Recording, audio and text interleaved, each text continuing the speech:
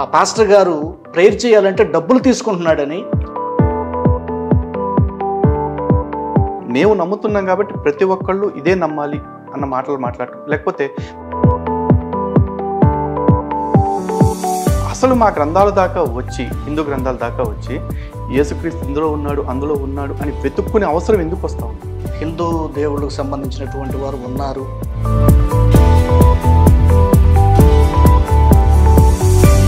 మరి అటువంటి బైబిల్ దేవుడిని వేదాల్లో చూపించుకొస్తే వేదాల్లో చెప్పబడిన మిగతా అంశాలన్నింటినీ కూడా ఈ ప్రచారం చేసేవాళ్ళు అంగీకరిస్తారా?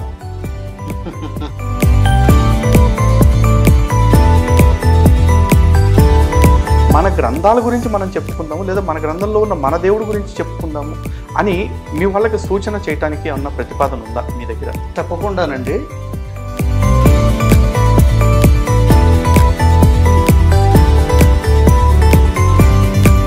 భారతదేశానికి బైబిల్ ప్రచారం అనేది లాభమా నష్టమా? ఒకవేళ లాభం అయితే ఏ విధంగా లాభం అనేది దయచేసి తెలియజేయండి.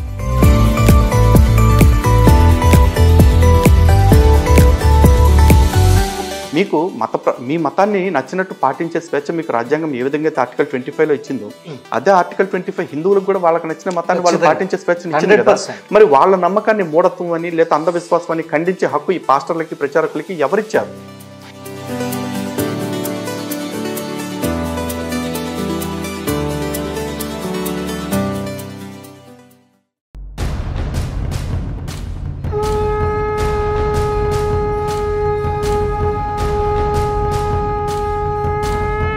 హిందూ జనశక్తి ప్రేక్షకులందరికీ నమస్కారం అండి. ఈరోజు మన ఛానల్కి ఒక ప్రత్యేకమైన, ఒక విశిష్టమైన అతిథి వచ్చారు. ఆయన మరెవరో కాదు, Beulah Ministries India pastor John Babu గారు.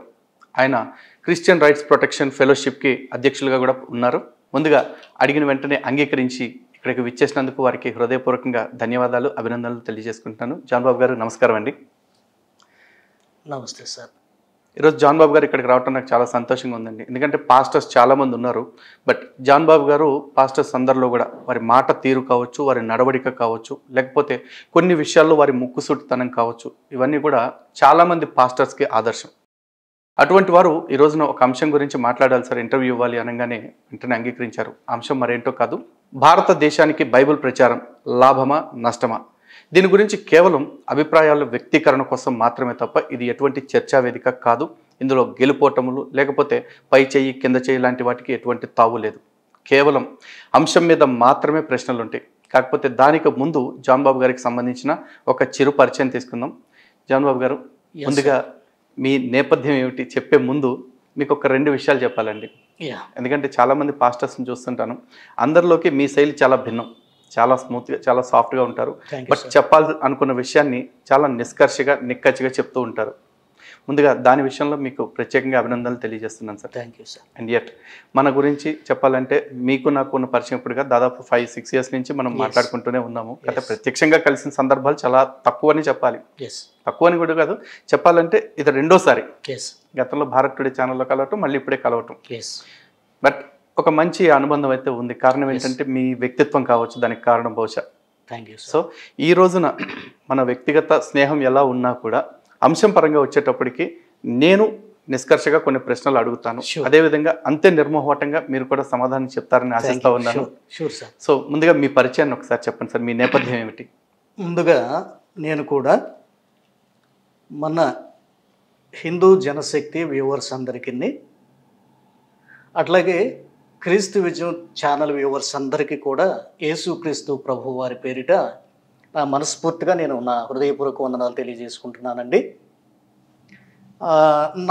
నేను చాలా హ్యాపీగా ఉన్నానండి. ఇప్పుడు చాలా హ్యాపీగా ఉన్నాను. ఎందుకంటే ఒక మంచి స్నేహితుడు, ఒక మంచి మనసున్నటువంటి వ్యక్తి లలిత్ కుమార్ గారు. ఇలా అంటున్నందుకు నన్ను క్షమించండి. ఎవరైనా మీరు క్రైస్తవులు నొచ్చుకుంటే అయితే నన్ను క్షమించండి. నేను నా హృదయంలో ఏముంటుందో అదే మాట్లాడతాను, మీకు తెలుసు. అయితే సార్, నేను నాన్నగారు దేవుడి సేవకులండి. ఓకే. నాన్నగారు ఆయన యవనస్తుడుగా ఉన్నప్పుడు ఆయన మారు మనసు పొంది క్రైస్తవ్యంలోకి రావడం జరిగింది. తర్వాత నాన్నగారు మిలిటరీకి వెళ్ళారు. ఓకే. మ్యారేజ్ కాకముందే మిలిటరీకి వెళ్ళిన తర్వాత అక్కడ యేసు ప్రభువు నాన్నతో మాట్లాడటం జరిగింది. తర్వాత మిలిటరీలో మామూలుగా క్రైస్తవ పద్ధతిలో కొంతమందికి దయ్యాలు పట్టడం, దాన్ని వదిలించడం అనేటువంటి కార్యక్రమం ఉంటుంది. ఒక సైనికుడికి ఒక దయ్యం పట్టింది.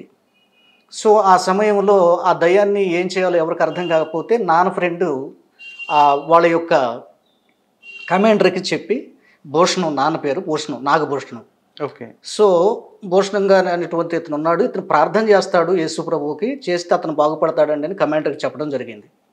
అప్పుడు కమాండర్ నాన్నగారిని పిలిపించి ప్రేయర్ చేయమని అడిగాడు. నాన్నగారు ప్రేయర్ చేసిన వెంటనే ఆ చీకటి శక్తి అతన్ని విడిచిపెట్టి వెళ్ళిపోయింది. అప్పుడు నాన్నగారికి సపరేట్గా ఒక గుడారం వేసి కమాండర్ ఏం చేశాడంటే, నువ్వు డ్యూటీ చేయాల్సిన అవసరం లేదు, మీ దేవుడికి ప్రార్థన చేయి, మనందరం క్షేమంగా ఉండటానికని సపరేట్గా ఇచ్చారంట.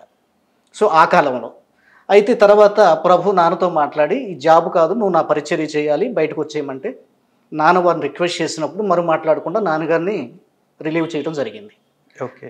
అట్లా నాన్న మేము పుట్టకముందే దైవ సేవలో ఉంటూ ఆ దేవుని సువార్త ప్రకటిస్తూ ఆయా గ్రామాలు, జిల్లాలు అట్లా తిరుగుతూ, కనీసం ఇవి ఒక 40-50 సంవత్సరాల పూర్వపు సంగతులండి.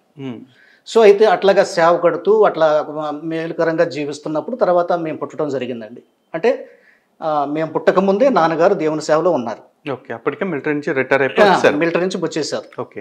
సో అయితే నాన్నతో పాటుగా మిలిటరీకి వెళ్ళినటువంటి వాళ్ళు అయితే యాక్చువల్గా ఇంకా కొంతకాలం సర్వీస్ చేసి వచ్చి కొన్ని ఎకరాల పొలం కొనుక్కొని బిల్డింగ్లు కట్టుకున్నారండి. నాన్న మధ్యంతరం రావటం వల్ల ఆయనకి ఎలాంటి బెనిఫిట్స్ రాలేదు.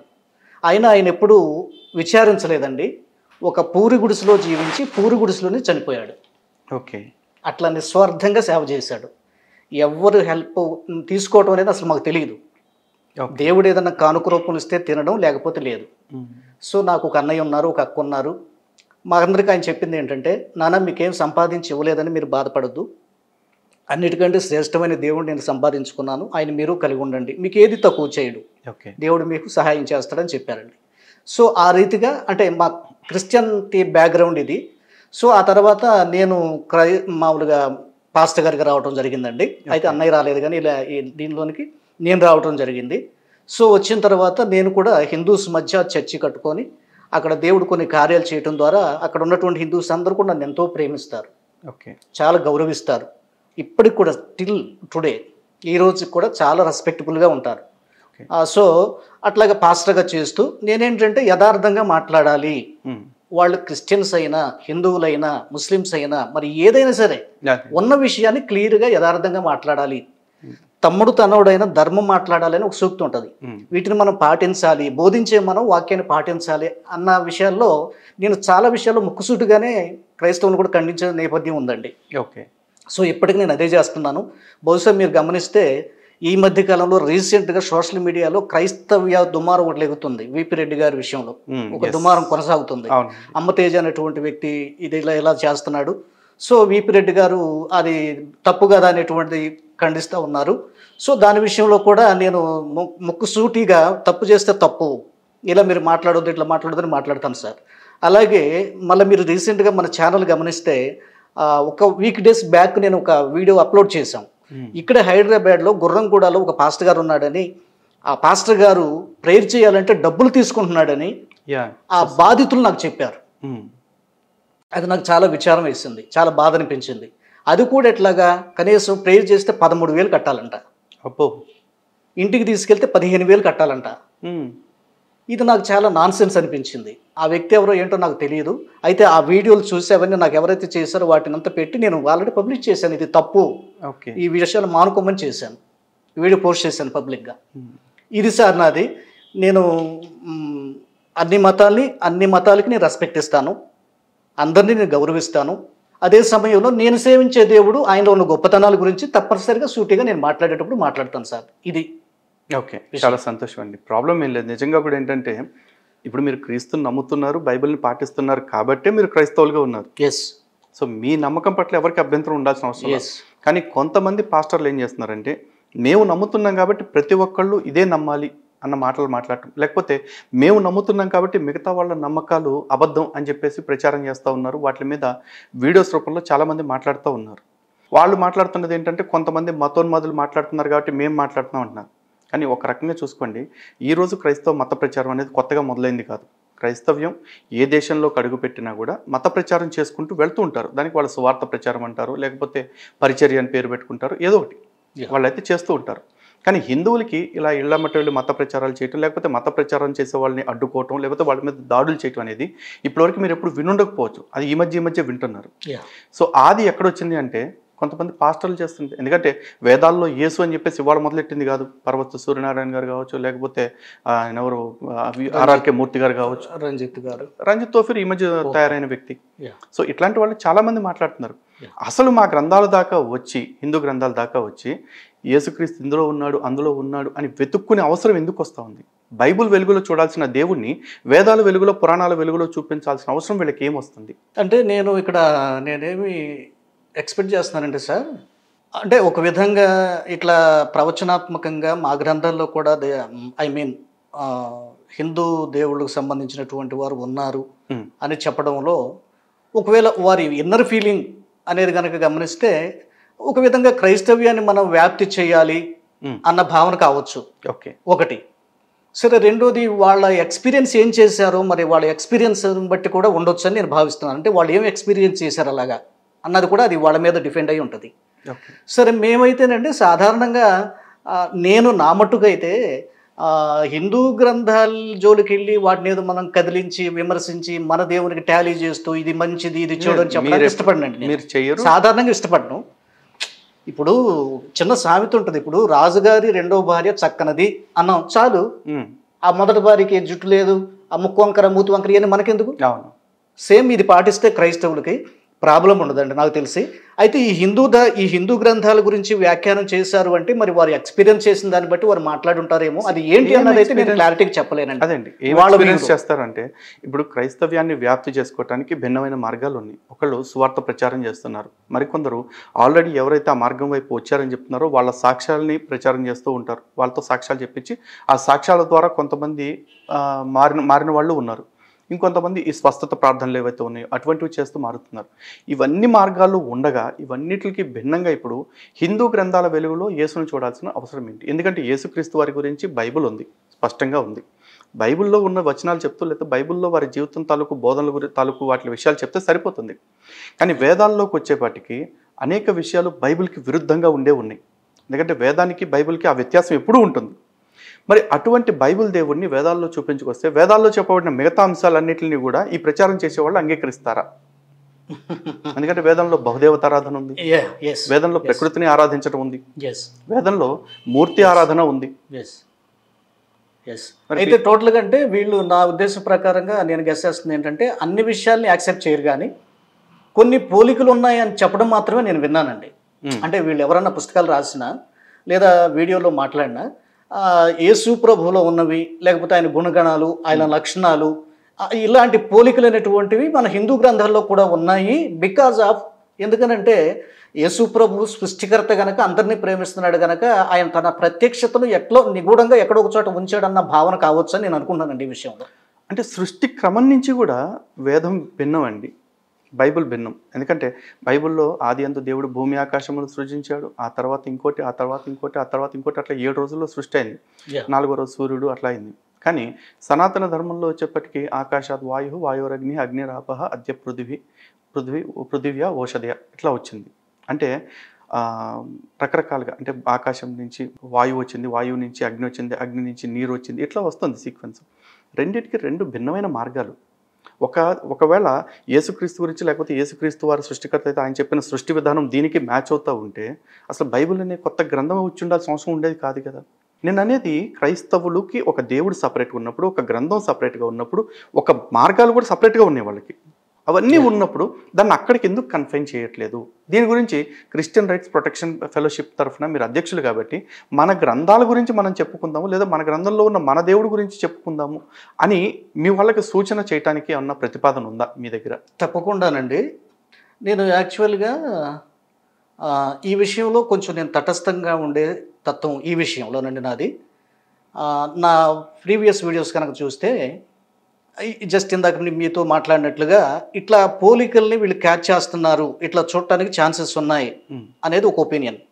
బట్ అదే సమయంలో మరలా కొన్ని వీడియోలో చెప్పాను, మనకు అనవసరం, వాళ్ళ దగ్గరికి మనం వెళ్ళాల్సిన అవసరం లేదు. మన సంగతి ఏంటో మనం బోధించుకుందాం అని కూడా నేను మాట్లాడానండి ఓకే. యాక్చువల్గా. సో మరొకసారి మీ రిక్వెస్ట్ మేర క్రిస్టియన్ రైట్స్ ఆర్గనైజేషన్ నుండి నేను ఖచ్చితంగా క్రైస్తవుని హెచ్చరిస్తాను. తప్పకుండా. మనం మ్యాక్సిమం నేను ఇప్పుడు కూడా మెయిన్ రావడం ఏంటంటే ప్రత్యేకంగా మీరంటే నాకు అభిమానం. అయ్యో ఖచ్చితంగా. అట్లాగే మీరు చాలా తెలివైన వారు. ఇలా అంటున్నందుకు ఏమనుకోవద్దండి, మీ ముందు పొగుడుతున్నానని కాదు, మీరు చాలా తెలివైన వారు.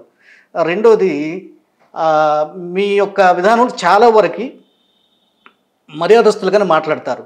బట్ ఏదన్నా ఒక్కొక్క సందర్భంలో మాత్రం కొంచెం ఇబ్బందికరంగా మాట్లాడారు, కానీ చాలా రేరుగా చాలా మర్యాదగానే మాట్లాడతారు సాధారణంగా. సో అయితే నేను ఇక్కడ ఎందుకు మీతో కలవాలి అని నేను ఆశపడుతున్నానంటే, మనం భారతీయులం ఫస్ట్ ఆఫ్ ఆల్. మనం అందరిలో ఉన్నటువంటి రక్తం భారతీయ రక్తం ఫస్ట్ ఆఫ్ ఆల్. తర్వాత జస్ట్ ఏదో కులాలు మతాలు ఇవన్నీ రిలీజన్ అటువంటివి వచ్చినాయి ఒకటి. సో ఒక్కొక్కరికి నమ్మకం ఒక్కొక్క రీతిగా ఉంటుంది, నో ప్రాబ్లం.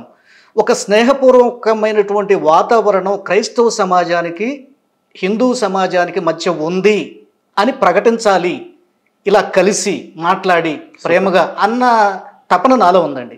అందుకనే ఎలాగైనా మిమ్మల్ని కలుసుకోవాలి, మీ రిక్వెస్ట్ మీరు నన్ను పిలవటం చాలా గౌరవప్రదంగా నేను భావిస్తున్నానండి. మరి ఎంతోమంది నాకంటే పెద్ద పాస్టర్ గారులు ఉన్నారు, చక్కటి వక్తలు ఉన్నారు, జ్ఞానవంతులు అనుభవనీయులు ఉన్నారు. అయినా సరే వారందరిని పక్కన పెట్టి చిన్నపాటి నన్ను మీరు సెలెక్ట్ చేసుకొని క్రైస్తవం పక్షంగా మాట్లాడటానికి ఆహ్వానించడం అన్నది ఒక విధంగా నేను గర్వపడుతున్నాను మీ ఆహ్వానానికి. అది సార్. సో కనుక నేను తప్పకుండా మీ రిక్వెస్ట్ మేర నేను మరొకసారి మా క్రైస్తవుల్ని నేను హెచ్చరిస్తాను, ముఖ్యంగా పాస్టర్ గారు లాంటి వారిని, బాబు మీరు వాటి జోలికి వెళ్ళొద్దు, మన పని ఏదో మనం చేసుకుందాం అని చెప్పే ప్రయత్నం చేస్తాను తప్పకుండా. చాలా సంతోషం సార్.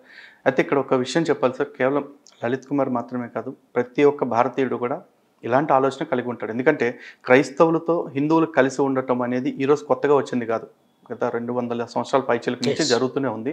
స్వతంత్రం వచ్చిన ఇన్ని సంవత్సరాల్లో కూడా ఎవరి మధ్య ఎటువంటి వైషమ్యాలు లేవు.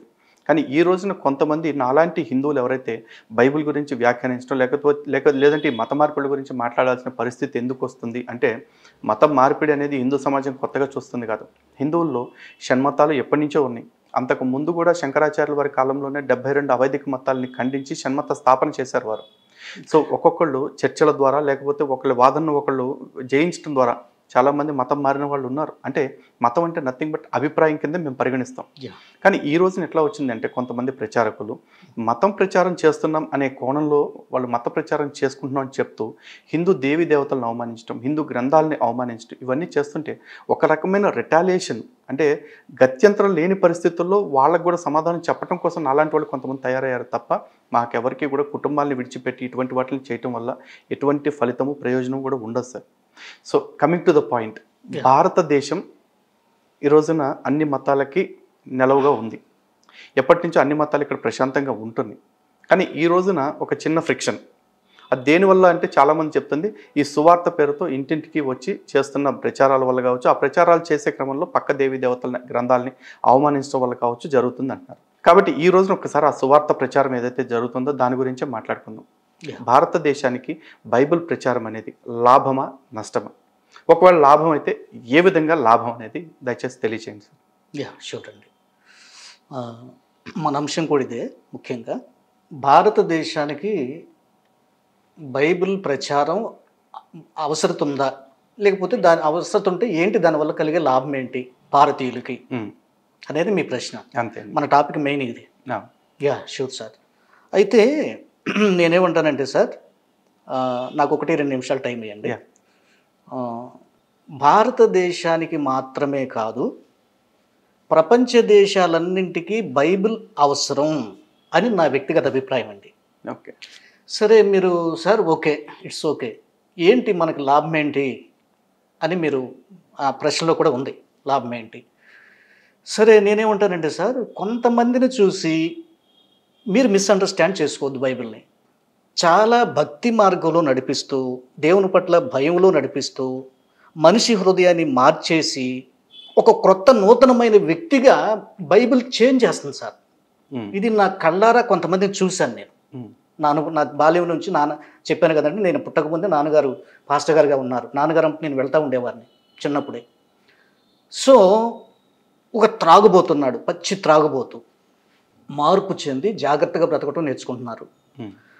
ఒక వ్యభిచారి ఉన్నాడు, ఇంట్లో కలహం, బిడ్డలుంటారు, భార్య ఉంటుంది, ఒకటే కలహం, నరకం ఇంట్లో. అయితే ఈ దేవుని దగ్గరకు వచ్చిన తర్వాత దేవుని మాటలు విని మారుతున్నారు. ఇట్లాగా చాలామంది బైబిల్ సువార్త ప్రకటించడం ద్వారా, అంటే ఫిజికల్గా మనం థింక్ చేయకుండా స్పిరిచువల్గా మనం ఆలోచించినప్పుడు వాళ్ళ హృదయం, నా హృదయం మారింది, ఫలానప్పుడు నేను దొంగని, ఫలానప్పుడు నేను త్రాగుబోతుని, ఫలానప్పుడు హానికరుణ్ణి, నేను ఇప్పుడు మంచిగా బ్రతుకుతున్నాను, బ్రతికేదో బ్రతుకుతున్నాను. ఇంకా చెప్పాలంటే దొంగతనం చేసేవారు మారిన తర్వాత అండి వాళ్ళు పోలీస్ స్టేషన్కి వెళ్ళి లొంగిపోయిన సందర్భాలు కూడా ఉన్నాయి. నాకు తెలుసు, నేను చేశానండి, నేనే చేసింది అని. తర్వాత సార్ దీనిలో ఉన్న ఇంకా మంచి బెనిఫిట్ ఏంటంటే, యేసు ప్రభు దగ్గరకు వచ్చి నిజంగా మారాడు అని చెప్పాలంటే, ఆ వ్యక్తి తన జీవితంలో ఒక ఇంట్లోనైనా సరే ఏదన్నా దొంగిలిస్తే, నేను ఒక చిన్న విషయం చెప్తాను, నా ఎక్స్పీరియన్స్ చెప్తాను సార్. నేను ఇంటర్మీడియట్ వరకు మామూలుగా చదువుకునేటప్పుడు దాకా నేను ఇంకా దీనిలోకి రాలేదండి. ఇంటర్మీడియట్ చదువుకునేటప్పుడు నేను ఒక హాస్టల్లో చదువుకున్నాను. ఓకే. నా ఫ్రెండ్ గౌడాస్ వాళ్ళు చాలా క్లోజ్ ఫ్రెండ్, బావ అనుకుంటాం, అంత క్లోజ్ అనమాట. సరే, అయితే యాక్చువల్గా లలిత్ గారు, నేను చిన్నప్పటి నుంచి అబద్ధం అటు నాకు అలవాటు లేదండి. అంటే నాన్నగారు పెంపకం అలా వచ్చింది. బూతు మాట మాట్లాడటం కానీ, అబద్ధం చెప్పడం కానీ మాకు లేదండి. ఫర్ సపోజ్ పిల్లలు ఎవరైనా అక్కడ ఆడుకునేటప్పుడు, చిన్నపిల్లలప్పుడు కూడా ఏదన్నా ఇద్దరు పిల్లలు కొట్టుకుంటా నేను అక్కడ ఉంటే వాడి మీద వాడు చెప్పుకుంటారు కదా సహజంగా. నేను నిజం చెప్తానని నన్ను అడిగేవాళ్ళు ఫైనల్గా. సో నేను నిజమే చెప్పేవాడిని. సో ఇలాంటి వాతావరణం పెరిగిన వాడిని. హాస్టల్లోకి వెళ్ళిన తర్వాత సార్, హాస్టల్లో నా క్లోజ్ ఫ్రెండ్ అని చెప్తున్నాను కదా, నా క్లోజ్ ఫ్రెండ్కి తెలియకుండా వాడి బ్యాగ్లో, వాడి బాక్సులో నుంచి 50 రూపాయలు కాజేశాను. నాకు అప్పుడు డబ్బులు అవసరం కనిపించింది, నా లైఫ్లో అలా చేశాను. సరే, వాడు మామూలుగా తర్వాత చూసుకున్నాడు, చూసి డబ్బులు పోయినాయి బావ, డబ్బులు పోయినాయిరా అని పక్కనే, వాడు అనుమానం నా మీద కాదు, పక్కన ఇంకోటి మీద వాడి అనుమానం, అది నాకే తెలుసు. డబ్బులు పోయినాయి బా అని అన్నాడు. కాలేజీ టైం గడిచిపోయింది, నేనేం మాట్లాడలేదు, అరే అట్లాగా అన్నాను, అయిపోయింది. తర్వాత దేవుడు నన్ను తాకిన తర్వాత ఈ సెలవులు వచ్చినాయి. సెలవులు వచ్చినప్పుడు నేను ఒంటరిగా పొలాల్లోకి వెళ్ళి ప్రార్థన చేసుకుంటూ ఉంటే, ప్రార్థన చేసుకున్న టైంలో దేవుడు నాకు, నేను ఏదైతే దొంగిలించానో ఆ దొంగిలించిన దాన్ని ఇచ్చివేయమని చెప్పాడు దేవుడు అతని దగ్గరికి వెళ్ళి. నా ఎక్స్పీరియన్స్ చెప్తున్నాను సార్.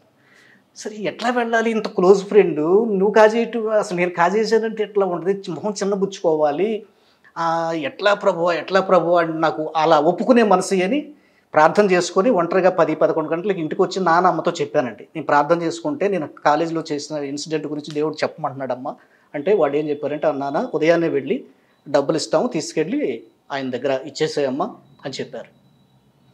తర్వాత తెల్లారిన తర్వాత అతను ఒక స్టూడియోలో వర్క్ చేస్తున్నాడు, గ్యాప్లో, కాలేజ్ గ్యాప్లో.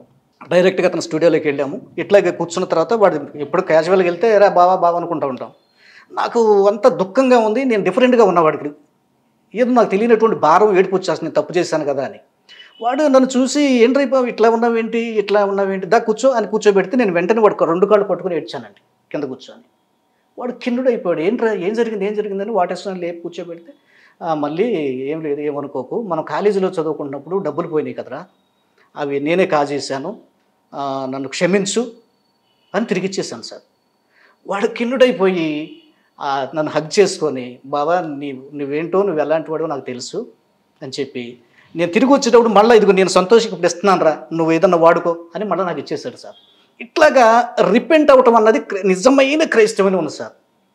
అందుకని క్రైస్తవ్యానికి నేను ఎందుకు ప్రపంచానికి అవసరం అంటున్నానంటే, భారత్ బైబిల్ అనేటువంటిది, అంటే మనుషులు నిజంగా మారేటువంటి వాళ్ళు ఉన్నారు. కొంతమంది ఉంటారండి ఏదో కొంచెం వేషధారణగా, ఏదో డబ్బులు వస్తే ఏదన్నా ఫార్ నుంచి డబ్బులు తెప్పించుకోవటం, ఏది లేకపోతే బోధలు చేసేసి ఏదో దశంభాగాలు ఇచ్చేసి కలెక్ట్ చేసుకునే వాళ్ళని చూసి మీలాంటి వాళ్ళు బాధపడుతున్నారు. ఇదంతా కూడా కరెక్ట్ కాదు కదా అని. మేబీ నా ప్రశ్న ఇంకాస్త ప్రిసైజ్గా ఉండాలేమో, ఎందుకంటే నేను అడుగుతున్నది భారతదేశానికి బైబిల్ ప్రచారం లాభం అని. ఇక్కడ మీరు ఒక మాట చెప్పారు, ఒక సందర్భం చెప్పారు. ఈరోజు నేను అనేది ఏంటంటే, ఒక క్లాస్ రూమ్లో 10 మంది పిల్లలు ఉంటారు అనుకోండి, ఒక టీచర్ ఉంటారు, ఒకే పుస్తకాన్ని 10 మందికి చెప్తారు. కానీ ఒకడు ఐఏఎస్ అవుతాడు, ఒకడు అడుగు తినేవాడు అవుతాడు. అక్కడ చెప్పే టీచర్ 10 మందిని కూర్చోబెట్టి సమానంగానే చెప్పింది, ఒకే బుక్ చెప్పింది. కానీ ఆ బుక్ని ఎవడు ఎట్లా తీసుకుంటున్నాడు అనే దాన్ని బట్టి ఉంటుంది. ఆ విధంగా చూసుకుంటే భగవద్గీత చదువుతున్న వాళ్ళలో దొంగతనం చేసేవాళ్ళు ఉండొచ్చు, ఆ భగవద్గీత చదివి గొప్పవాళ్ళు అయిన వాళ్ళు ఉండొచ్చు. ఎందుకంటే నిన్న మొన్న మెడల్ సాధించినప్పుడు కూడా నాకు ప్రేరణ భగవద్గీత అని చెప్పింది. అంతెందుకు, చాలామంది పెద్దవాళ్ళు, ఐన్స్టీన్ లాంటి వాళ్ళు నాకు ప్రేరణ భగవద్గీత అని చెప్పారు. సో భగవద్గీత కూడా ప్రజల జీవితాల్లో మార్పులు తెస్తూ ఉంది. భగవద్గీతని చదివి మానవులకి సేవ చేయటం పరమావధి అనుకుని సేవామూర్తులుగా మారిన వాళ్ళు చాలామంది ఉన్నారు. అదే భగవద్గీత చదివి తప్పు చేస్తున్న వాళ్ళు ఉన్నారు. అలాగే బైబిల్ విషయంలో మీరు చెప్తున్నట్టు మారు మనసు పొందే వాళ్ళు ఉండొచ్చు కొంతమంది. ఎందుకంటే అది స్వతహాగా మన మనసులో ఆలోచించే తత్వాన్ని బట్టి వస్తుంది తప్ప ఒక పుస్తకాన్ని బట్టి వస్తుందంటే నేను నమ్మను. ఒకవేళ అలా వస్తుంది అనుకుంటే ఈరోజు మీ కళ్ళ ముందే ఎంతోమంది పాస్టర్లు ఉన్నారు. ఒక పాస్టర్ 13,000 ఇస్తే తప్ప ఇంటికి వచ్చి ప్రార్థన చేయను, 15,000 ఇస్తే తప్ప అని చెప్పేసి అంటున్నాడు. అతను అదే బైబిల్ పట్టుకున్నాడు. అతనికి ప్రత్యేకమైన బైబిల్ లేదు కదా. అలాగే తాగుబోతులుగా, జోదరులుగా, వ్యభిచారులుగా, దొంగలుగా ఉన్న ఇంకొంతమంది అదే బైబిల్ పట్టుకుంటున్నారు. సో ఒక పుస్తకం వల్ల మనుషులు మారట్లా, తన మస్తకంలో ఉన్న ఆలోచనలు బట్టి తన మనిషి మారుతున్నా మంచి నడవడిక చెడు నడవడిక కలుగుతుందా అనేది ఉంది. సో ఇక్కడ ఒక జనరలైజ్డ్గా చూసుకుంటే ప్రపంచానికి బైబిల్ వల్ల కలిగే ఎక్స్క్లూజివ్ ప్రయోజనం ఏంటి? మిగతా ఏ మత గ్రంథాలు చేయనంత ప్రయోజనం. ఓకే, ఎందుకంటే బైబిల్ని ఇంటింటికి తీసుకెళ్ళాలి, ప్రతి వ్యక్తికి సువార్త రూపంలో తీసుకెళ్ళాలి అంటున్నారు కాబట్టి ప్రత్యేకంగా దాని ప్రయోజనం అడగాల్సి వస్తుందండి. నేను చెప్తానండి. అంటే ఈ ఫైనల్లో మీరు టచ్ చేసిన మాటకి ఏంటంటే బైబిల్లో యేసు ప్రభు వారు ఆయన చివరికి శిష్యులకు చెప్పినటువంటి ప్రచారం గురించి అది మీకు కూడా తెలుసు. మార్కు సువార్త 16వ అధ్యాయంలో చివరి భాగంలో మనం చూస్తాము. సర్వలోకానికి వెళ్ళి సర్వసృష్టికి సువార్తను ప్రకటించండి అని ఆయన ఆజ్ఞాపించాడు. సో కనుక క్రిస్టియానిటీ ఏ దేశంలో ఉన్నా ఈ పని ఖచ్చితంగా చేస్తుంది. అంటే ప్రకటించడం, అది పాటల ద్వారా కావచ్చు, కరపత్రికల ద్వారా కావచ్చు, చర్చిస్ ద్వారా కావచ్చు, వ్యక్తిగతంగా కావచ్చు, ఈ పని చేస్తున్నారండి. సో అంటే మాకు బైబిల్ ఆజ్ఞాపించింది కనుక, దేవుడు ఆజ్ఞాపించాడు కనుక ఈ పని మేము ఖచ్చితంగా చేస్తాం అన్నది ఒక రూలు. రెండోది మన రాజ్యాంగానికి విరుద్ధం కాదు అన్నది మరొక విషయం. మూడో విషయం ఏంటంటే మేము ఎవరిని బలవంతం చెయ్యం, వారిని ఇబ్బంది పెట్టాం, జస్ట్ ఇది మంచిదమ్మా అని చెప్తాం అంటున్నారు. దాన్ని అట్లా ఉంచుదాం. ఇకపోతే మీరు ఇందాక ఈ గ్రంథం విషయంలోకి వచ్చేటప్పటికి మీరు భగవద్గీత అండి పోల్చింది. ఓకే, భగవద్గీత కావచ్చు, లేకపోతే ఇంకేదైనా కావచ్చు. నేనైతే ఈ విషయంలో అంటే క్షమించండి, నేను ఈ విషయంలో మీతో నేను ఏకీభవించట్లేదు సార్. అంటే ఈ గ్రంథాల విషయంలో బైబిల్ గ్రంథం ఒక విశిష్టమైంది అని నేను 100% నమ్ముతున్నాను. ఏ విధంగా? దాన్ని ఎక్స్పీరియన్స్ చేస్తేనే తెలుసు సార్. అది ఎక్స్పీరియన్స్ అంటే నా అభిప్రాయం ఏంటంటే, ఒకవేళ మనం భగవద్గీత చదువుతాము, చదివిన ఒక విషయం చెప్పాలి సార్, సారీ టు ఇంటరప్ట్. ఇందాక మీరు ఒక 3 పాయింట్లు చెప్పారు. ఒకటి, బైబిల్లో మార్కు సువార్త 16వ అధ్యాయం 16వ వచనంలో చెప్పినట్లు సర్వసృష్టికి వెళ్ళి సర్వలోకమునకు సువార్త ప్రకటించండి, నమ్మి బాప్తిజం పొందువాడు రక్షించబడతాడు, నమ్మని వాడు శిక్షించబడతాడు. ఇది ప్రభు ఇచ్చిన ఆజ్ఞ మీకు. సో నాకు ఆజ్ఞ ఇచ్చారు కాబట్టి నేను ప్రచారం చేస్తాను అంటున్నారు. అటువంటి ఆజ్ఞ ప్రతి మత గ్రంథంలో ప్రతి మతస్థులకి ఏదో ఒకటి ఇవ్వబడింది. సనాతన ధర్మంలో కూడా చూసుకుంటే ధర్మాన్ని రక్షించుకోవటం మీ బాధ్యత, ధర్మో రక్షిత అని చెప్పేసి చెప్పబడింది. మరి ఆ ధర్మాన్ని రక్షించుకునే వాళ్ళని ఈ రోజున మతోన్మాదులను ప్రచారం చేస్తున్నారు. చెప్తానండి, మీరంటే క్రైస్తవ్యం మొత్తం జాన్ బాబు గారే కాదు, బైబుల్ ని ప్రచారం నేను అనేది ఏంటంటే, ఇప్పుడు మీరు చెప్పింది కరెక్టే. అంటే రైట్స్ మాకు ఉన్నాయి ప్రతి గ్రంథానికి, ఈవెన్ ఖురాన్ అయినా సరే. లేదు, నేను మీరు ప్రస్తుతానికి ఇది ఒక పాయింట్ చెప్పండి. అంటే నేను అన్నానని కాదండి, అంటే మీరు అంటుంది ఏంటంటే, సార్ మీరు దేవుడు చెప్పాడు కనుక మీరు ప్రకటించాలంటున్నారు. సేమ్ అదే అన్ని గ్రంథాలకు కూడా వర్తిస్తుంది అంటున్నారు. No objection. క్రైస్తవుడు ఎవరు అబ్జెక్షన్ పెట్టరు ఈ విషయంలో. నేను చాలాసార్లు చెప్పాను, హైందవ సోదరులారా మీరు ఎవరైనా సరే నా చర్చి దగ్గరకు రండి, నా చర్చి ముందు నిలబడి కరిపత్రికలు పంచండి, నేను స్వాగతిస్తాను తప్ప నేను దాన్ని అడ్డుకోను.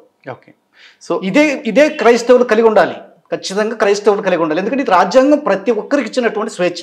ఓకే, ఒకటి అది ధర్మ రక్షిత అని హిందువులకి చెప్పారు కాబట్టి మరి హిందువులు కూడా ధర్మరక్షణ చేసుకుంటున్నారు. దాని మీద క్రైస్తవులకి ఎటువంటి అబ్జెక్షన్ ఉండకూడదు. ఇక రెండవది, రాజ్యాంగానికి విరుద్ధం కాదు కాబట్టి మేము చేస్తున్నామని చెప్పేసి అంటున్నారు.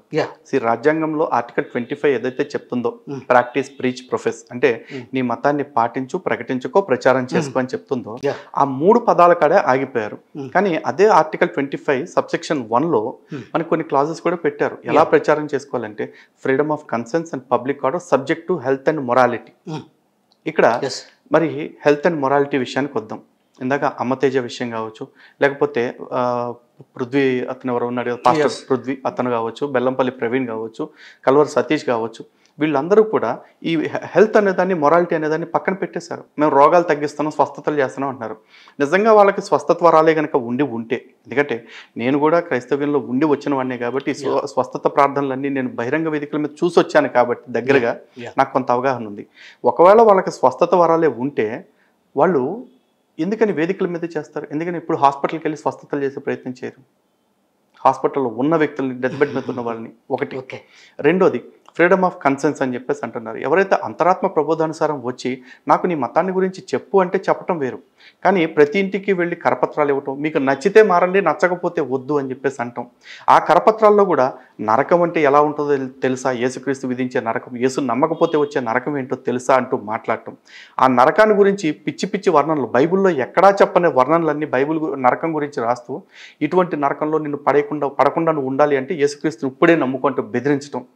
అండ్ పబ్లిక్ ఆర్డర్ అంటే ప్రజా జీవితానికి ఎక్కడ భంగం కలిగించకూడదన్న నియమాన్ని పక్కన పెట్టేసి మరొకరి విశ్వాసాలని కించపరుస్తూ మీ దేవుడి కంటే మా దేవుడు గొప్పోడు, మీరు మూఢనమ్మకాల్లో ఉన్నారు, మీరు విగ్రహారాధన చేస్తున్నారు, మీరు బహుదేవతారాధన చేస్తున్నారు. అరే వాళ్ళు చేస్తున్నారు కాబట్టి హిందువులు, మీకు మీ మతాన్ని నచ్చినట్టు పాటించే స్వేచ్ఛ మీకు రాజ్యాంగం ఏ విధంగా అయితే ఆర్టికల్ 25లో ఇచ్చిందో అదే ఆర్టికల్ 25 హిందువులకు కూడా వాళ్ళకి నచ్చిన మతాన్ని వాళ్ళు పాటించే స్వేచ్ఛను ఇచ్చింది కదా.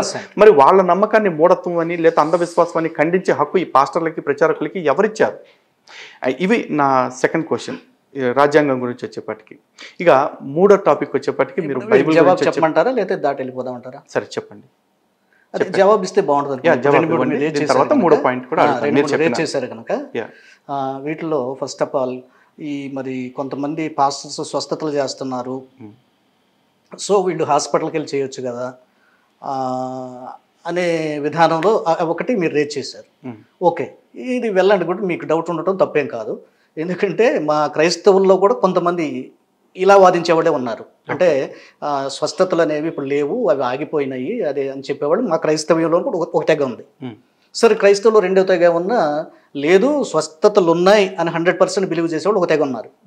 టోటల్గా ఇంకొక తెగ కూడా చెప్పాలంటే అంటే తటస్థంగా జరగవచ్చు, జరగకపోవచ్చు, వాక్యాన్ని మనం నమ్ముకోవాలి, అట్లాగే స్వస్థతలు జరిగితే జరుగుతాయి అనేవాళ్ళు ఉన్నారు. 3 types ఆఫ్ పీపుల్ ఉన్నారండి ఇన్ క్రిస్టియానిటీ.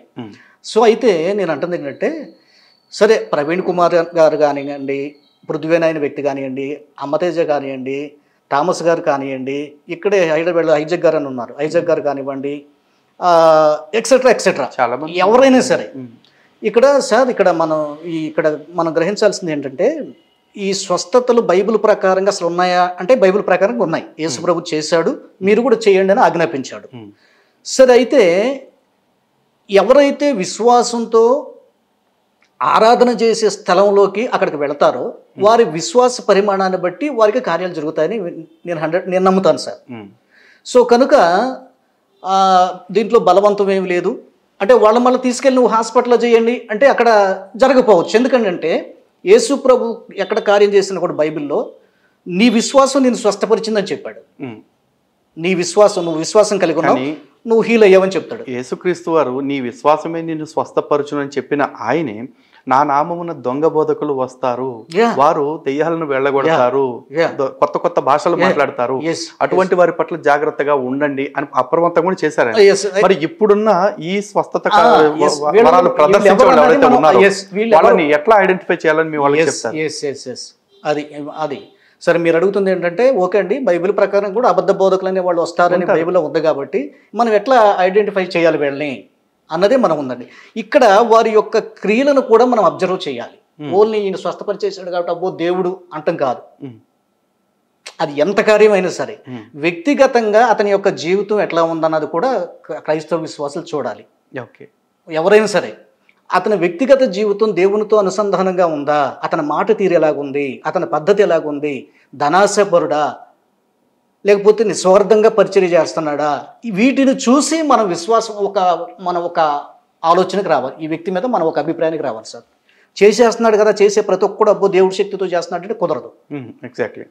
అది బ్రహ్మపరచాత్మ కావచ్చు, వెలుగుదూత కూడా అలా చేస్తుందని యేసుప్రభు వారు బైబిల్లో రాయించారు. కాబట్టి అన్ని కూడా మేము నమ్మాల్సిన అవసరం లేదు. ఆ వ్యక్తిగతంగా ఆ వ్యక్తి స్వభావం ఏంటి, ఆ వ్యక్తి ప్రార్థనా జీవితం ఎలాగుంది, డబ్బు కోసం ఇలా చేస్తారు. కొంతమంది దొరికిపోతారు. ఇందాక చెప్పాను కదా, ప్రార్థన చేస్తే 13,000 ఏంటండి, అద్భుతాలు చేస్తున్నాడు ఆయన. అదే అద్భుతాలు చేస్తుంటే అచ్చంగా నేను చూసాను ఆ వీడియోలో, హిందువులు గుంపులు గుంపులుగా వస్తున్నారు అక్కడికి. నాకు తెలిసి క్రైస్తవులు లేరు అక్కడ, ఓకే అందరు బొట్లు పెట్టుకునే ఉన్నారు. ఆ రమ్మ అంటున్నాడు, దయ్యాలు నిలగొడుతున్నాడు, ఇది చేస్తున్నాడు. చివరికి ఏమన్నాడు, ప్రార్థన చేస్తే 13,000. ఇతను ఎట్లా దైవ శక్తితో చేస్తున్నాడని నమ్ముతాం మనం. కాబట్టి ఇట్లాంటి వాళ్ళని ఖచ్చితంగా బాయ్కట్ చేస్తుంది క్రైస్తవ్యం. వీళ్ళు వద్దు. సేమ్ టైం ఇప్పుడు కొత్త భాషలు మాట్లాడతారని చెప్పారు. ఈ అమ్మ తేజ కావచ్చు, ప్రవీణ్ కావచ్చు, పృథ్వీ కావచ్చు, వీళ్ళందరూ కూడా ఏదో శబరా బాబు అని మాట్లాడుతూ ఉంటారు. అది ఏ భాష సార్? నాకు అర్థం కాదు. అది ఇంగ్లీషా, హిబ్రూనా, గ్రీకా, ఏదన్నా లాంగ్వేజా? ఏది కాదు. మరి వాళ్ళు మాట్లాడేది వింత భాషలు, కొత్త భాషలే. మరి అలాంటి కొత్త భాషలు మాట్లాడుతున్న వాళ్ళని వీళ్ళు అబద్ధ బోధకులు కాదు అని చెప్పేసి ఎలా అంగీకరించాల్సి వస్తుంది? అంటే ఈ భాషలు మాట్లాడుతున్నారు కాబట్టి వీళ్ళు మంచి బోధకులు కాదు అని డిసైడ్ చేయడానికి according to our Holi Bible sir అలా చేయడానికి లేదండి. ఎందుకు లేదండి? ఎందుకంటే బైబిల్ వచ్చిన ఉందండి. ఏమనంటే మీరు నా నామమున ప్రవచిస్తారు, మీరు నా నామమున క్రొత్త భాషలు మాట్లాడతారు. క్రొత్త భాషలు అంటే కొత్త భాషలు అవ్వచ్చు, కానీ లేని భాషలు మాట్లాడతారు అనేది కాదు. కొత్త భాషలు అంటే చెప్తాను వినండి. చెప్పండి. కొత్త భాషలు అంటే మనకు తెలియని భాషలో కూడా మాట్లాడేంత శక్తి రావచ్చు. అంతేగాని తెలియని భాషలు, అసలు లేని భాషలు మాట్లాడతారు అంటే దాన్ని ఎట్లా జస్టిఫై చేస్తారు? అండ్ మోరోవర్ బైబుల్లో యేసుక్రీస్తు వాళ్ళు ఇంకొక మాట చెప్పారు. ఆయన ఏమని, నా నామమున ఎవరైతే ఈ క్రియలు చేసేవాళ్ళు ఉన్నారో వాళ్ళు ప్రమాదకరమైన దాన్ని దేన్ని తాగినను వాళ్ళకి ఎటువంటి ప్రమాదం రాదు, విష సర్పములు కలిసినను వాళ్ళకి ఏం కష్టం కలగదని చెప్పారు. మరి ఇప్పుడు ఈ పాస్టర్లు ఎవరైతే అద్భుతాలు చేసేవాళ్ళు ఉన్నారో వాళ్ళు ఎండ్రిని దాటానికో, పాయిజన్ దాటానికో, లేదా పాములతో కరిపించుకోవటానికో వాళ్ళు సిద్ధంగా ఉంటారా? ఓకే, వాళ్ళకి ఇప్పుడు నాన్నగారు అంత ప్రార్థన పరులు అని చెప్పారు. మరి నాన్నగారికి ఉన్న స్వస్థత వరం, మీరు అంతే ప్రార్థన పరులు, మీకు ఎందుకు రాలేదు ఆ లెక్కను చూస్తే? మీరు స్ట్రైట్గా అడిగారండి. దీనిలో వ్యత్యాసాలు ఉన్నాయి. అంటే నాన్న పవర్ఫుల్గా చేసిన మాట వాస్తవం అండి. ఇప్పటికీ ఆ గ్రామాల సజీవులు ఉన్నారు. కుష్టి వ్యాధి వచ్చి తగ్గిపోయిన వాళ్ళ గురించి మాట్లాడలేదు. నాన్నగారికి ఉన్న స్వస్థత వరం, మీరు అంతకంటే మీరు నాన్నగారి సత్ప్రవర్తనతో పెరిగారు. నాకు అర్థమైంది సార్, అంతే ధార్మికంగా నాకు అర్థమైంది. దీనిలో కూడా వారసత్వంగా దేవుడు ఇచ్చేది ఏమి ఉండదండి. దేవుడు ఒక్కొక్కరికి తన విశ్వాస పరిమాణం చొప్పున కృపనిస్తాడంట. అంటే ఒకవేళ నేను నాన్నగారి లాగా ఉండాల్సిన అవసరం లేదు, ఆయనకంటే పవర్ కావచ్చు, లేదా ఇంకా డౌన్ కావచ్చు. ఇది మన విశ్వాసాన్ని బట్టి ఇస్తానని దేవుడు చెప్పాడు. ఉదాహరణకి ఇప్పుడు బెల్లంపల్లి ప్రవీణ్ గారు మంచి స్వస్థత కార్యాలు చేస్తున్నాడు మన తెలంగాణలో, ఆంధ్రాలో, తెలుగు వారి మధ్య. ఇప్పుడు వాడు బాబు చాలా చేయాలని రూల్ లేదు, రాకపోవచ్చు. అదే అంతే, అది మనం చెప్పలేం, అది దైవ నిర్ణయం. సేమ్ అట్లాగే సార్ మీకు ఇంకొకటి మీకు అది క్లారిటీ ఇవ్వాలి. మీరు కొత్త భాషల గురించి మీరు ఏం మాట్లాడారంటే, అంటే కొత్త భాషలు అంటే ఎక్కడో చోట లాంగ్వేజ్ తగలాలి కదండి, మరి లేకపోతే మనం ఎట్లా అంటాం? కొత్త భాషలు అంటే సంథింగ్ భూమి మీద ఎవడో మాట్లాడాలి కదా అనేది. మీరు ఈ మధ్య మీరు చూస్తే బాహుబలి అని ఒక సినిమా వచ్చిందండి. ఆ సినిమా కోసం అని చెప్పేసి ఒక ప్రత్యేకమైన భాషను డిజైన్ చేశారు విలన్ కోసం, కిలికిలి లాంగ్వేజ్ అని చెప్పేసి. ఆ కిలికిలి భాషకి ఒక ఆల్ఫాబెటిక్ ఆర్డరు, దానికోసం కొంత గ్రామరు, ఇవన్నీ కూడా తయారు చేశారు. అలా ఇప్పుడు వీళ్ళు స్వస్థత చేస్తున్న వాళ్ళు ఎవరైతే ఉన్నారో వీళ్ళు మాట్లాడే భాషకి ఏదన్నా ఒక స్క్రిప్ట్ కానీ, లిటరేచర్ కానీ, లేకపోతే ఏదన్నా ఒక దానికి సంబంధించిన వ్యాకరణం కానీ ఏమన్నా ఉందా? అట్లాంటిది ఏమి లేదండి నాకు తెలిసినంత వరకు. ఇంకొక విషయం ఏంటంటే, ప్రవచనాలు చెప్పిన, భాషలు మాట్లాడిన, స్వస్థపరిచిన అన్నీ దేవుని చేతే వీళ్ళకి జరుగుతున్నాయి అనేది మనం నమ్మడానికి వీల్లేదండి బైబిల్ ప్రకారంగానే. ఒక రీజన్. రెండో రీజన్, మీరు భాషల గురించి మీరు అంటున్నారు కదా, కొరింథీ పత్రిక మొదటి పత్రికలో 13వ అధ్యాయంలో మొదటి వచనం సార్, మనుషుల భాషలతోనూ దేవదూతల భాషలతోనూ నేను మాట్లాడినను, ప్రేమ లేని వాడనైతే మురుగడి కంచును గణగలనాడు తాళమునై ఉండును. మనుష్యుల భాషలు వేరు, దేవదూతల భాష ఒకటి ఉంది అని చెప్పాడు. కాబట్టి అది మన లాంగ్వేజ్కి కందదని. కనుక వీళ్ళు అదే సంథింగ్ భాషలు మాట్లాడుతున్నారండి, మనకి ఎవరికి అర్థం కావట్లేదు అంటే అర్థం కాదు, అర్థమైతే అది కరెక్ట్ కాదండి, వచ్చిన కరెక్ట్ కాదు. నీకు అదే చెప్తున్నాను సార్. నేను అనేది ఏంటంటే, దేవదూతల భాష మనకు అర్థం కాకపోవచ్చు, వాళ్ళకి అర్థమైందిగా. వాళ్ళందరూ అట్లీస్ట్ ఒకే భాష మాట్లాడాలిగా. ఎందుకంటే దేవదూతల భాషలో కూడా అమ్మ తేజ భాష వేరే ఉంటుంది, ఈ పృథ్వీ భాష వేరే ఉంటుంది, ప్రవీణ్ కుమార్ భాష వేరే ఉంటుంది. ఎందుకంటే వాళ్ళ వీడియోస్ రెగ్యులర్ గా చూస్తుంటాం, స్వస్థత వీడియోస్ అన్ని. వాళ్ళు మాట్లాడే అక్షరాలు వేరు, వీళ్ళు మాట్లాడే పదాలు వేరే ఉంటుంది. మరి దేవదూతలు అంటే, ఇప్పుడు దేవదూతలందరికీ కూడా మనకి తెలుగు, తమిళం, కన్నడ ఉన్నట్టు 10 రకాల భాషలు ఉంటాయని నేనైతే అనుకోను. ఎందుకంటే అందరూ ఒకే పరలోకానికి సంబంధించిన. చాలా నేను అందుకే చెప్పాను మీరు చాలా తెలివైన వాళ్ళని. చాలా తెలివైన ప్రశ్న వేశారు. దీని మీద నేను రీసెర్చ్ చేసి ఒక వీడియోని కూడా తర్వాత రిలీజ్ చేస్తాను. దీని మీద రీసెర్చ్ చేస్తాను తప్పకుండా. చాలా డెప్త్గా అడిగారు ఈ విషయాన్ని. రైట్, ఈ విషయాన్ని నేను నోట్ చేసుకుంటాను తప్పకుండా. నేను అందుకే నేను అన్నాను మీరు చాలా తెలివిగా ఉంటారు సార్ అని. సో అయితే సార్ ఇక్కడ సింపుల్గా నేను దీన్ని ముగించేస్తాను. సో కనుక క్రైస్తవ విశ్వాసం ఏంటంటే దేవదూతల భాషలు కాబట్టి అదేదో మనకు తెలియదు అని అంటాం. కానీ మళ్ళీ ప్రభు ఇంకొక మాట కూడా చెప్పాడు అక్కడ, భాషలు మాట్లాడుతున్నప్పుడు ఆ భాషలకు అర్థం చెప్పేవాడు కూడా ఉండాలి అని మళ్ళీ ఎగ్జాక్ట్లీ ఇప్పుడు నేను అడుగుతుంది కూడా అదే, ఇంకొక రూల్ కూడా పెట్టాడు. అయితే సార్ అయితే అక్కడ ఏంటంటే అది సంఘంలో జరిగే పరిచర్యలో అలాంటి కృపావరం కలిగినటువంటి వాళ్ళు కొన్ని చోట్ల ఉన్నారండి. అయితే అన్ని చోట్ల లేరు. అంటే దాన్ని కూడా మనం ఏంటంటే దేవుడు ఒక్కొక్కరికి ఒక్కొక్క కృపావరం ఇస్తారు. అయితే భాషలు మాట్లాడటం అయితే మాత్రం అందరూ చేసేస్తున్నారు. మరి అది దయ్యమా దేవునాత్మో నేనే ఖచ్చితంగా చెప్పలేను. Exactly that you are. నాకు కూడా అదే డౌట్. ఇప్పుడు వీళ్ళు మాట్లాడే భాష దేవుడి భాష లేకపోతే యేసుక్రీస్తు వారు చెప్పినట్లు అబద్ధ బోధకుల భాష అనేది ఎలా జస్టిఫై చేసుకోవాలి అనేది అర్థం కాని పరిస్థితి. కేవలం వ్యక్తుల ప్రవర్తన ఆధారంగా దాన్ని నిర్ణయించాలి అంటే వ్యక్తులు బయటకు వచ్చినప్పుడు వాళ్ళు మంచిగానే నటిస్తారు. ఇప్పుడు నా గురించి కూడా మీరు చూస్తే నేను తెలివైన వాడిని లేకపోతే మంచివాడిని అని మీకు అనిపిస్తుంది. నా ఆబ్సెన్స్లో మీ ఆబ్సెన్స్లో నేను ఎలా బిహేవ్ చేస్తానని మీకు తెలియదు కదా. అలాగే మీరు నాతో మంచుకున్నారు, దాన్ని కాదంటలేదు, కానీ మీ ప్రైవేట్ లైఫ్లో మీరు ఏంటో నాకు తెలియదు. సో వాళ్ళైనా అంతే. ఎగ్జాక్ట్లీ కాబట్టి ఎగ్జాక్ట్లీ అండి ఒక్క మాట అడ్డం వస్తున్నాను నేను. మీరు అన్నది ఎగ్జాక్ట్లీ మనం జస్ట్ ప్రెజెన్స్లోనే మనం ఉండగలుగుతాం, అప్పుడే చూస్తాం, తర్వాత మన ప్రైవేట్ లైఫ్ తెలియదు. ఎగ్జాక్ట్లీ. బట్ అయితే నేను అనేది ఏంటంటే ఏదో ఒకసారి అట్లా చూసేసి కాదండి, కొంతకాలం వాళ్ళు పరీక్షించాలి. ఇప్పుడు నేను ఒక కాపరిగా ఉన్నాను, నా దగ్గర విశ్వాసులు కొన్ని సంవత్సరాలకు వస్తూ ఉంటారు. జాన్ బాబు గారు ఎలాంటి వాడు అన్నది వాళ్ళకి అండర్స్టాండ్ అవుతారు. ఇప్పుడు నాకు మీ గురించి నేను అంత అండర్స్టాండ్ చేసి చెప్పలేను, జస్ట్ పైకి చెప్పాను. మీ ఫ్రెండ్ ఉంటాడు, నీతో ఒక 10 సంవత్సరాలు చేసేవాడు, ఖచ్చితంగా నీ ఫ్రెండ్ మీరు ఎలాంటి వారు కరెక్ట్గా చెప్పగలరు. ప్రాబ్లం ఏంటంటే ఇక్కడ ఫ్రెండ్షిప్ ఒకటే కాదండి. ఇప్పుడు అమ్మతేజ కావచ్చు లేకపోతే మిగతా పాస్టర్స్ ఎవరైతే ఉన్నారో వాళ్ళందరి గురించి కనుక మనం మాట్లాడుకుంటే ఈ పాస్టర్స్ నిజమా అబద్ధమా తేలటానికి ఒక పీరియడ్ ఆఫ్ టైం పట్టొచ్చు. ఆ లోపు చాలామంది అమాయకులు, వాళ్ళు హిందువులు కావచ్చు, ముస్లింలు కావచ్చు, కొంతమంది క్రైస్తవులే కావచ్చు, వాళ్ళ బారిన పడి మోసపోతున్నారు. వాళ్ళు ఒకవేళ 5 ఏళ్ల తర్వాత 10 ఏళ్ల తర్వాత వాళ్ళు దొంగ బోధకులని తెలిస్తే ఈ మోసపోయిన వాళ్ళందరి జీవితాలకి భరోసా ఏంటి? అంటే ఇక్కడ ఒక సొల్యూషన్ ఉందండి, దానికి కూడా చెప్తాను నేను. ఫర్ సపోజ్ నేను ఒక 2-3 సంవత్సరాల క్రితం మీరు వెనక్కి వెళ్ళి నా ప్రీవియస్ వీడియోలు చూస్తే నేను యథార్థంగా బెల్లంపల్లి ప్రవీణ్ గారిని కూడా నేను విమర్శ చేశాను. అంటే ఎట్లా విమర్శ చేశానంటే అదే వ్యాపారాలు చేయొద్దండి, కొబ్బరి నూనెలు అమ్మడము, కర్చీపులు అమ్మడము, పుస్తకాలు అమ్మడము, క్యాసెట్లు అమ్మడము, ఇదంతా వ్యాపారం నాన్సెన్స్, బాగోట్లేదు.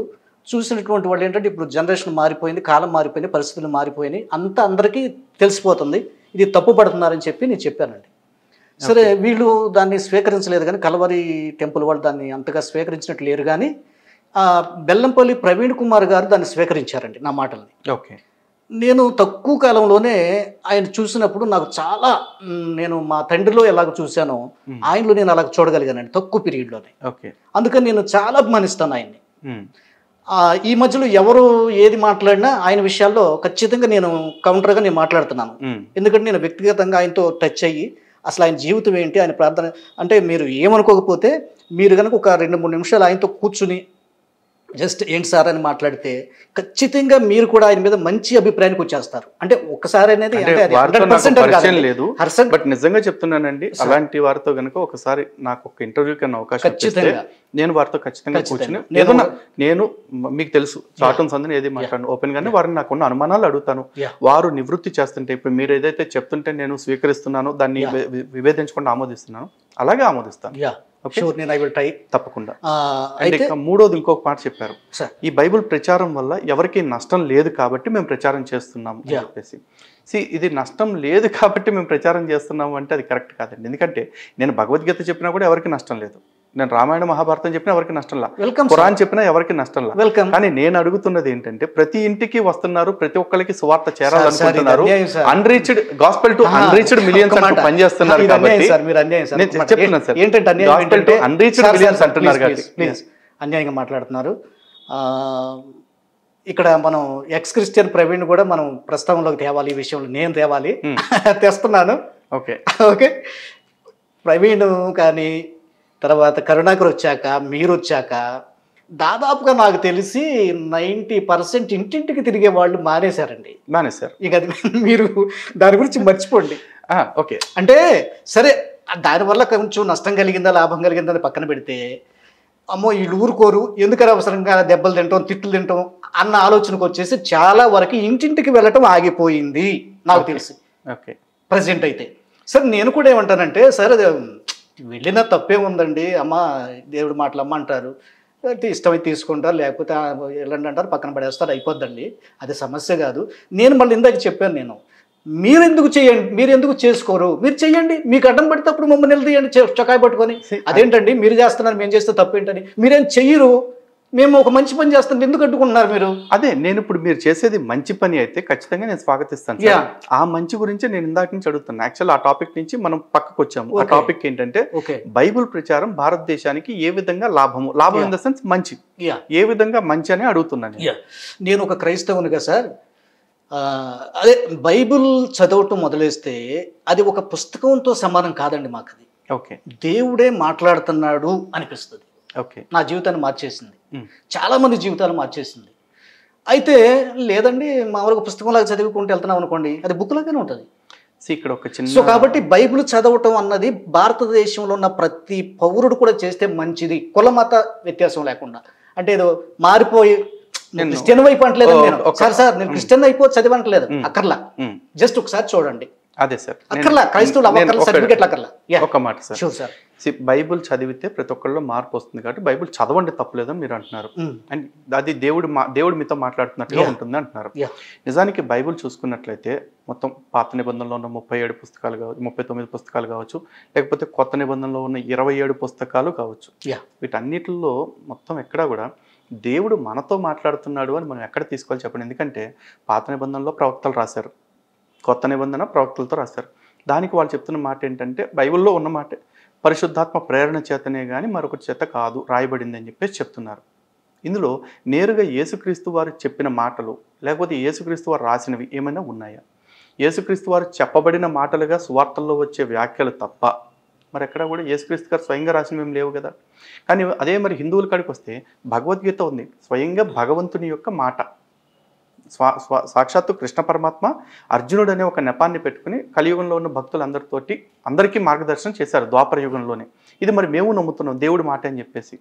కానీ మేము దాన్ని ఇంటింటికి ఎందుకు ప్రచారం చేయట్లేదు అంటే, మాకు ఈ మాటలు ప్రచారం చేయటం కంటే కూడా కర్తవ్య బోధ చేయటం అనేది సనాతన ధర్మంలో ఎక్కువ ప్రయారిటీ. అంటే మనుషులు వాళ్ళు చేయాల్సిన పనులు ఏవైతే ఉన్నాయో అవి చేయటం మాత్రమే చెప్తాం.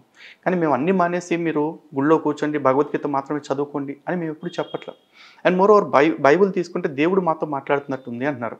బైబుల్ ద్వితీయోపదేశకాండం తీసుకున్నా, సంఖ్యాకాండం, లేవ్యాకాండం, నిర్గమకాండం ఏది తీసుకున్నా కూడా, ఎస్కేల్ కానీ యెషయా గ్రంథం కానీ ఏదైనా తీసుకోండి, దానిలో నీ మతం కానివాడిని లేకపోతే నువ్వు వేరే ప్రదేశాలకు వెళ్ళినప్పుడు అక్కడ మెట్టల మీద ఉన్న వాళ్ళని, పర్వతముల మీద ఉన్నానేమి వాళ్ళ విగ్రహాలను పాడు చేయి, వాళ్ళ దేవతా విగ్రహాలు లేకుండా చేయి, బలిపీఠాలను క్రోలదోయి వాళ్ళ పేర్లు అక్కడ లేకుండా చేయి అని చెప్పేసి చెప్తున్నారు.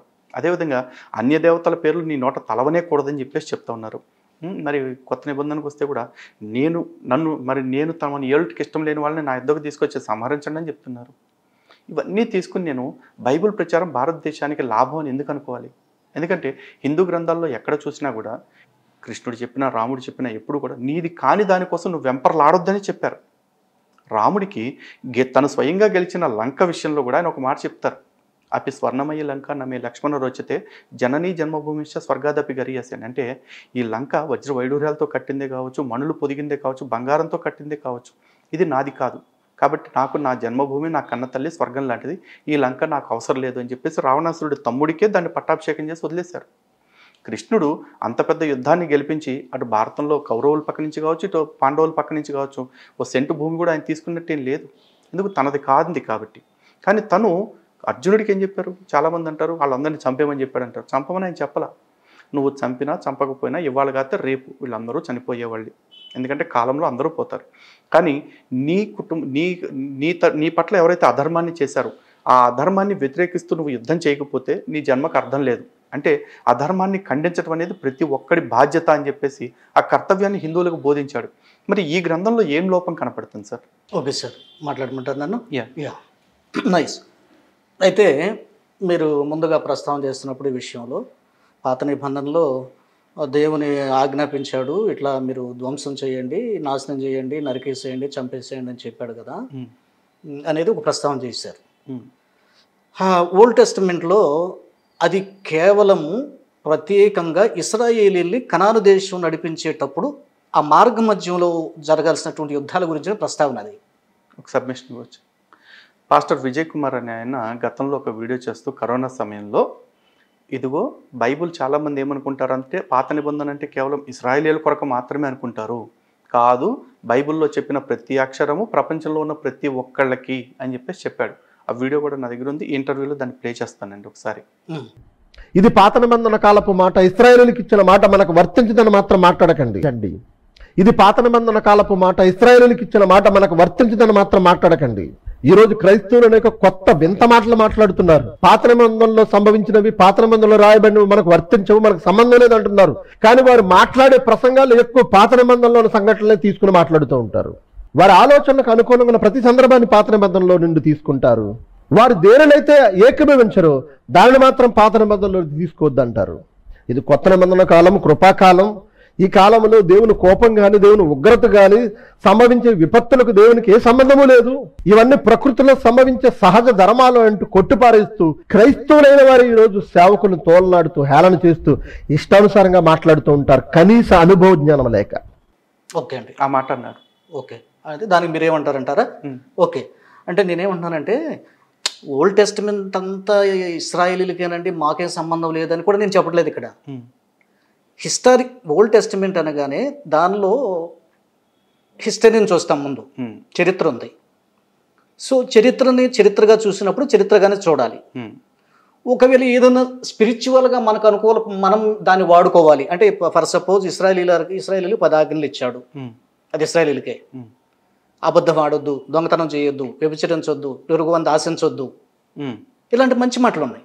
సో సార్ ప్లీజ్ ఇప్పుడు నేనేమంటాను, ఇశ్రాయేలీ అని నెట్టేసి ఊరుకోను నేను కూడా పాటించాలి అవి.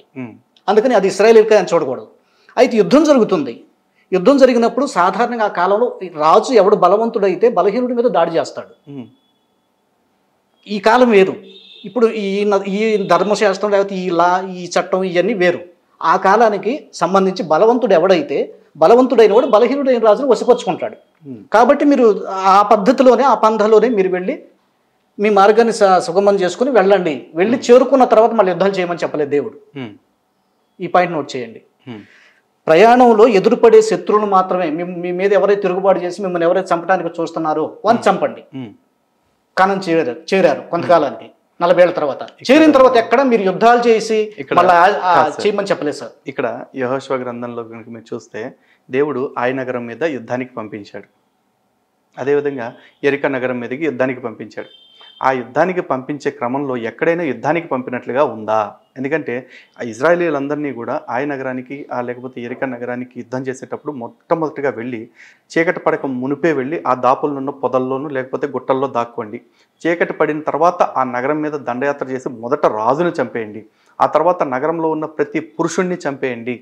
ఆ తర్వాత మిగిలిన వాళ్లలో పురుష స్పర్శ ఎరుగని ఆడవాళ్ళని మీ కొరకే అట్టు పెట్టుకుని పురుష స్పర్శ ఎరిగిన వారిని చంపేయండి. ఆ తర్వాత వారి సంపదని తీసుకొచ్చుకోండి అని చెప్పేసి చెప్తా ఉన్నారు. ఆ తెచ్చుకున్న దానిలో నుంచి యెహోవా పన్నుగా కొంత పన్ను ఎంత పర్సెంటేజ్ పెట్టమని చెప్పారు. నేను చెప్తాను ఖచ్చితంగా నేను చెప్తాను. మీరు మాట్లాడే ప్రతి మాట నేను ఓపికగా వింటాను. అయితే ఇక్కడ నా అనుమానం ఏంటంటే, ఒక దేవుడు అనేవాడు యుద్ధానికి డైరెక్షన్ చేయాలనుకున్నప్పుడు, నేను మీకు తోడున్నాను అనుకున్నప్పుడు, మీరు వెళ్ళండి, మీరు ఎంతమంది ఉన్నా పర్లేదు, అవతల నేను చూసుకుంటానని చెప్పేసి చెప్పొచ్చు. ఎందుకంటే అంత పెద్ద ఐగుప్తు సైన్యం మోసే మనుషుల్ని వెంబడిస్తూ ఉన్నప్పుడు వాళ్ళందరినీ ఒక్క సముద్రంతో కప్పేశాడు కదా. మరి ఇక్కడికి వచ్చేపాటికి మాత్రం మీరు దొంగతనంగా వెళ్ళండి, చాటున మాటేసుకు కూర్చోండి, చీకటి పడ్డాక దోపిడీ దొంగల్లాగా వెళ్ళి చేయండి, ఇదేం ఆజ్ఞ? అంత అవసరం ఏమొచ్చింది? సరేనండి, మాట్లాడతారు. ఓకే, ఇక్కడ నేను ఇప్పుడు మీరు ఏ పాయింట్ చెప్పినా నేనేం చెప్పానంటే, చివరికి కనాన దేశం వెళ్ళిపోయి వాళ్ళు ఎస్టాబ్లిష్ అయిపోయిన తర్వాత యుద్ధాలకి ఇక దేవుడు ప్రేరేపించలేదు వాళ్ళని. అదొక లెక్క, ఇక అయిపోయింది. వాళ్ళు తర్వాత ఎవరు సామ్రాజ్యాలు కట్టుకున్నారు, మళ్ళీ పెద్ద సామ్రాజ్యాలు అయిన తర్వాత ఇక సొలొమోను, దావీదు అవి వేరే చరిత్ర. సో గుడులను కోల్చండి, ఆ విగ్రహాలు పగలగొట్టండి, లేకపోతే ఆ రాజుని చంపేయండి, ఇవన్నీ కూడా ఓన్లీ ఇశ్రాయేలీలకి తమ మీద తిరుగుబాటు చేసేటువంటి వాళ్ళని అణుచుకుంటూ వెళ్ళమని చెప్పాడు.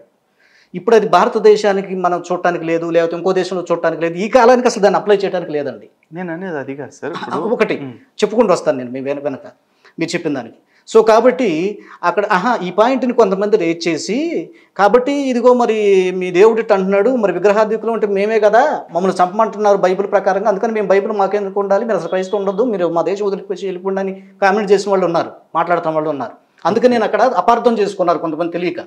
ఏంటంటే కేవలం ఒక యుద్ధ ప్రతిపాదికన వాళ్ళు నడిపిస్తున్నప్పుడు ఆ ఉన్నటువంటి వాటిని నాశనం చేసుకుంటూ దేవుడు వెళ్ళాడు. అంటే ఇక్కడ ఒక చిన్న మాట సార్, ఈ కరపత్రిక సిహెచ్ స్వర్ణకుమారి గారు అని చెప్పేసి ఒక రిటైర్డ్ హెడ్ మిస్ట్రెస్ ఇచ్చారు. ఆవిడ ఫోన్ నెంబర్ కూడా ఇక్కడ ఉంది, కావాలంటే చూడండి. ఆవిడ వేసిన కరపత్రికలు ఏమన్నారంటే, ఇక్కడ నరకానికి వెళ్లే వాళ్ళు ఎవరు అని చెప్పేసి అంటూ విగ్రహారాధికులను కుక్కలు వంటి వారు మాంత్రికులు అని చెప్పేసి చెప్తా ఉన్నారు.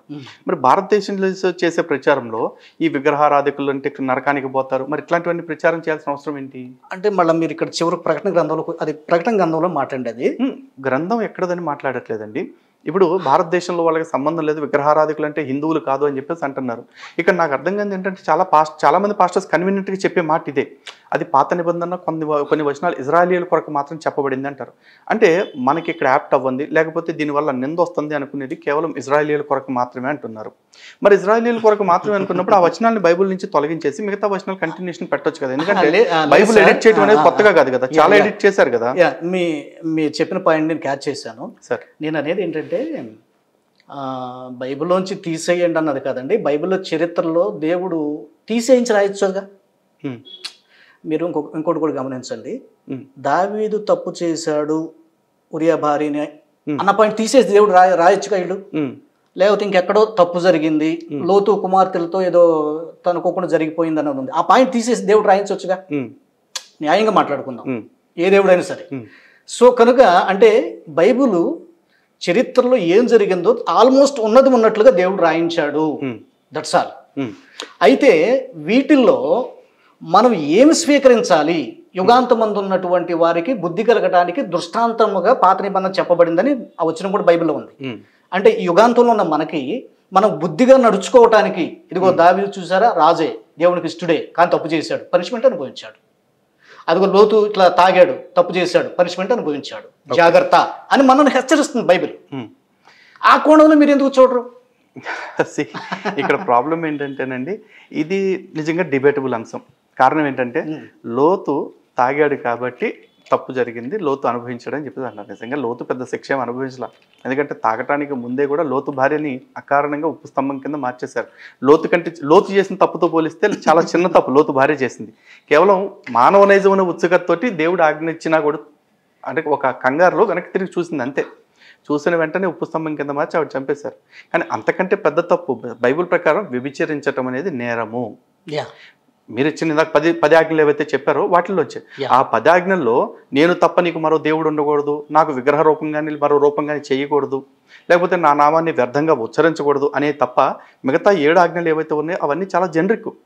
ఏ మతము కూడా, ఒక క్రైస్తవ్యం కాదు, హిందుత్వం కావచ్చు, ఇస్లాం కావచ్చు, జొరాస్ట్రం కావచ్చు, సిక్కు మతం కావచ్చు, బౌద్ధ మతం కావచ్చు, జైన మతం కావచ్చు, ఎవరు కూడా దొంగతనం చేయండి, దోపిడీలు చేయండి, వ్యభిచారం చేయండి, అబద్ధాలు ఆడండి అని ఎవరు చెప్పలా. అందరూ చెప్పే మాట బైబిల్ కూడా చెప్పింది.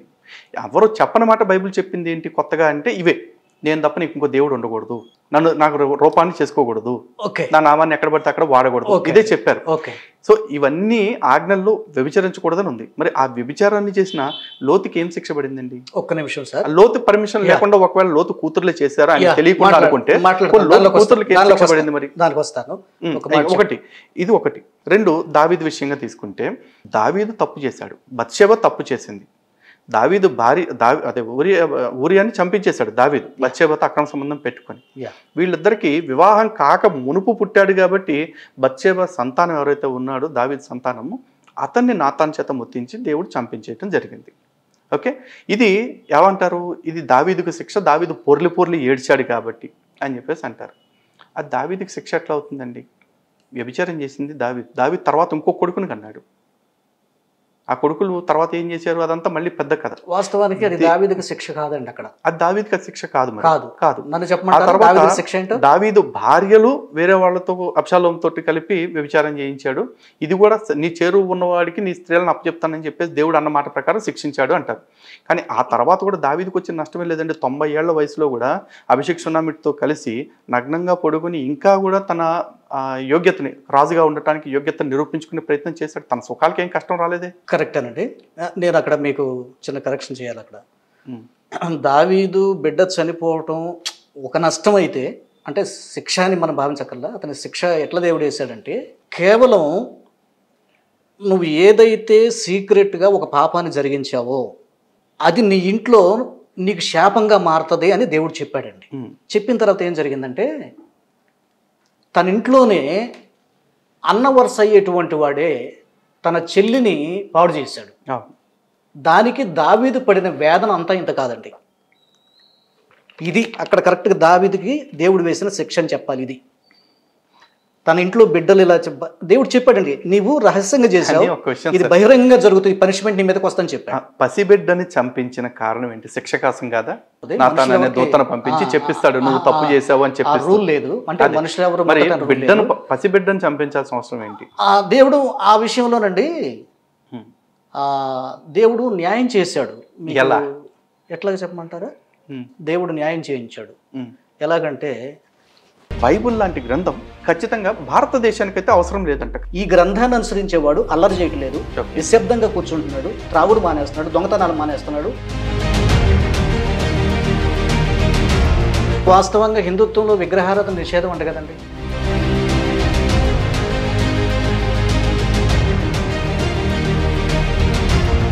ఆడవాళ్ళని, కన్యల్ని మాత్రమే తెచ్చి వీళ్ళకిచ్చి పెళ్ళిళ్ళు చేయమంటంలో ఏ రకమైన ధార్మికత ఉందో మీరే చెప్పండి. నేను మిస్ అయ్యి ఉండొచ్చు. ఓకే అండి, ఓకే. నేను అక్కడ ఏం చెప్తున్నానంటే, టోటల్గా ఉపపత్నులు అంటే ఏంటి సార్? ఉపపత్నులు అంటే మామూలుగా ఆయన ఉంచుకున్నవాడని మీనింగ్ వస్తుంది. మరి దాన్ని ఉంచుకోవటం వ్యభిచారం అంటే అంతమంది దేవుళ్ళు, అంతమంది దేవతలు ఉన్నారని నమ్ముతున్నారా? ఫస్ట్ ఆఫ్ ఆల్ నమ్ముతున్నానండి బైబిల్ ప్రకారం. యేసుక్రీస్తు అనేది ఒక ఫ్యాబ్రికేటెడ్ స్టోరీ. అసలు యేసుక్రీస్తు దేవుడే కాదు అని తెలిసింది. అప్పుడు ఇది యేసుని నమ్మి రక్షణ పొందాము అనుకున్న ఆత్మలన్నిటి పరిస్థితి ఏంటి?